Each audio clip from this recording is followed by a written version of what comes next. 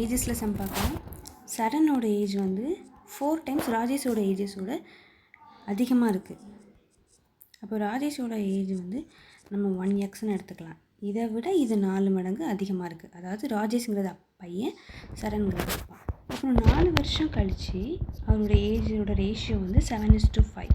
அப்போது ராஜேஷோட ஏஜ் இப்போ என்னன்னு கேட்டிருக்காங்க. அப்போது 4x ப்ளஸ் 4 வருஷம் கழிச்சு அப்படிங்கிறதுனால +4 போட்டுக்கிறோம் ஈக்குவல் டு 17/5. இப்போ கிராஸ் மல்டிப்ளிகேஷன் பண்ணோம் அப்படின்னா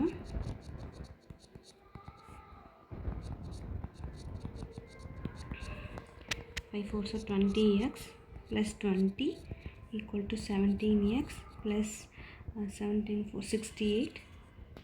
இப்போ எக்ஸ் எல்லாம் ஒன் சைட் கொண்டு வந்தோன்னா 17 மைனஸ் ஆயிரும். 68 இங்கே இருக்க ப்ளஸ் 20 மைனஸ் 20 ஆகும்.